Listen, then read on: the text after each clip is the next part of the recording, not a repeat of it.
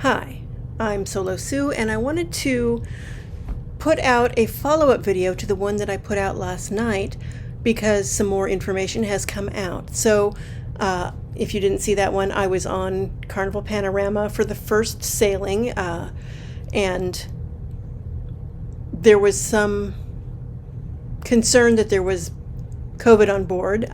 There was no announcement made by anyone on the ship or anything like that. I did see testing going on because, of course, we had unvaxxed people as well, but there was no confirmation that we did have COVID on board. Since then, I have just run across an article that was in Cruise Law News, and I'll put the link as well in the description, but it's titled Carnival Panorama, the latest fun ship with COVID-19 aboard. And it says that the Panorama returned to its home port of Long Beach yesterday. This was on the 29th, of course, after a 7-day cruise with multiple cases of COVID-19, according to a guest who sailed on the cruise ship and wishes to remain anonymous, who sent this message. And this is the message. The Carnival Panorama has just returned to Port of Long Beach. There were multiple COVID cases on board, with a lot of passengers being disembarked on some ports of call accompanied by medical personnel. Now, I don't know for sure whether the people in the cabin that were on my deck were some of those people. I do know that they were disembarked at the first port of call we made, which was Puerto Vallarta.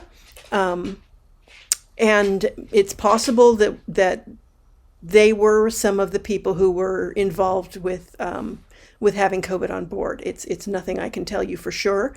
But what really kind of concerns me is that we have these kinds of stories coming out, and there's been nothing from Carnival saying anything about it. And, you know, if you have been following this kind of news, you will recall that, you know, a different Carnival ship, there were people who tested positive, and they said, as I recall, that they had a number of cases, or a small number of cases, and it turned out to be like 30 of the crew, or 26 of the crew, I think, and a number of passengers as well that were testing positive and were disembarked. And so I think the fact that they're not being transparent is really concerning as a person who cruises.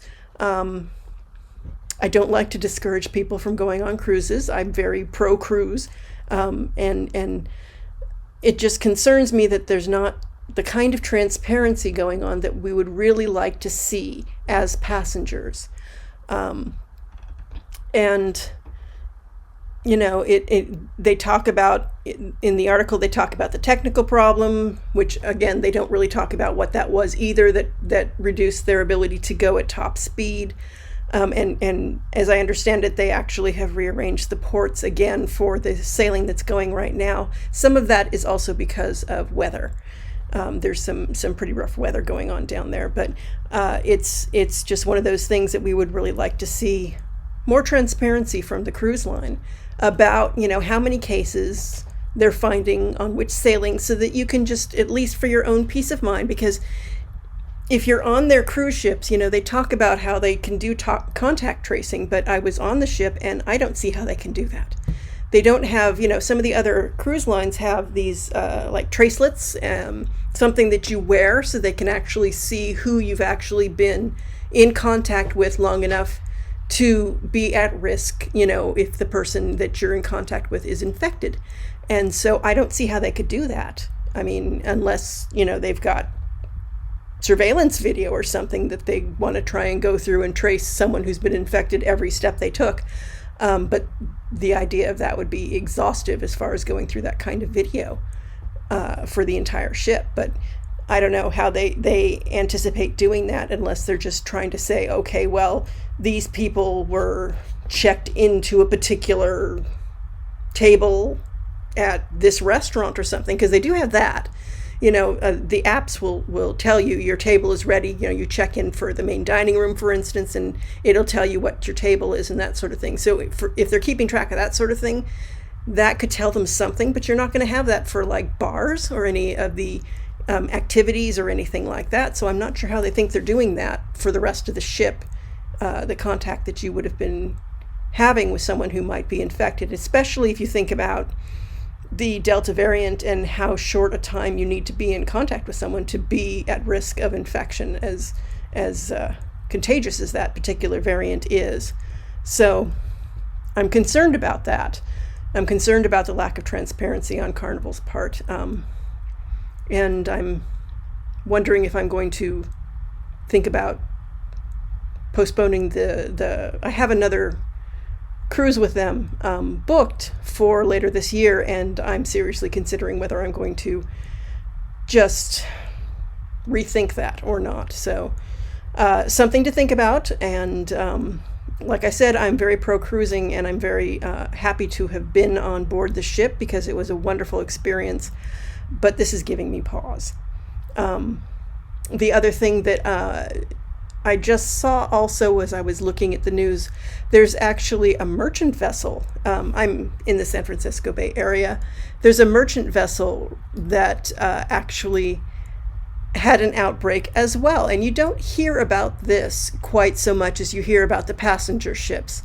And the article was COVID outbreak among crew members aboard cargo ship anchored in the San Francisco Bay. It is called the Global Striker. And they said that 21 out of the 21 crew members aboard, 19 were positive for COVID.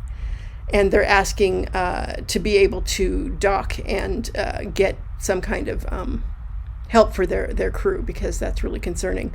And that's something that you don't really think about too much, because we hear about, the passengers on cruise ships, but you don't think about the other shipping that's going on and how much our society relies on that kind of thing.